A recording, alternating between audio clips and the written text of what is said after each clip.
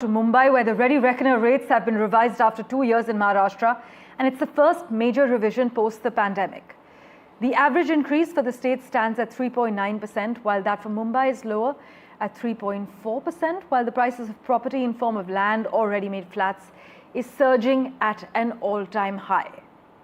Why has the rate for Mumbai only increased marginally as opposed to other cities in the state? Well, that's something we're looking at very keenly. In fact, my colleague Anuj Raite has been tracking all the finer developments for us.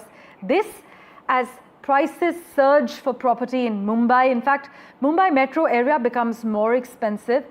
In terms of the statistics, the Mumbai property rate hike is by over 3%, and the Maharashtra property rates have been hiked by over 4%.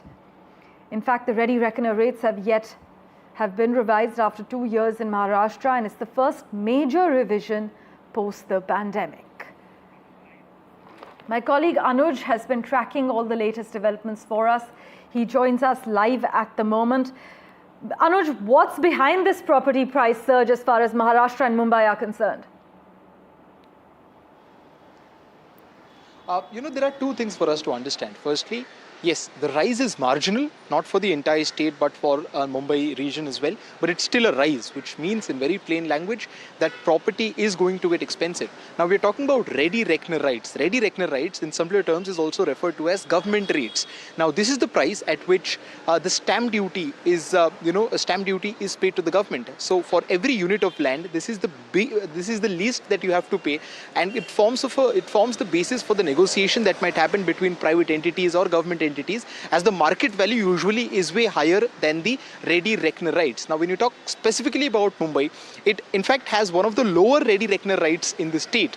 Only after Nanded, Mumbai has got a ready reckoner rate of 3.4 as opposed to 3.9, which is the average increase in the state. And the reasons for it are plenty. Firstly, you see in Mumbai, the availability of property is very high, and the market rate of property in Mumbai is way higher than what is the case in other parts of the state, which is why the government need not necessarily put a higher ready reckoner rate, because they're anyways getting the tax collection, their duties, as compared to the other cities where they need to really promote properties for them to find enough buyers.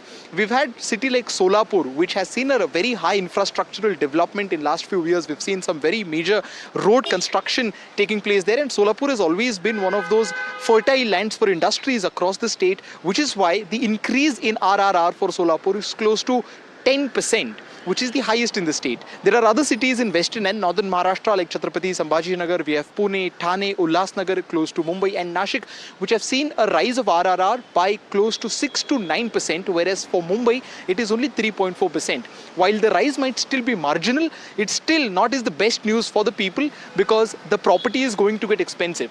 We saw the last revision take place in 2023, but that revision wasn't big enough, because back then Mumbai or the entire state had just come out of the entire pandemic economics, which is why that revision wasn't that big. So what we are seeing right now is perhaps the first big revision post 2020, which is why the market experts suggest that, considering that this revision is happening after 5 years, the marginal increase of 3.9% is something that will be welcomed by industry experts, as they expected much higher rates in this year's budget.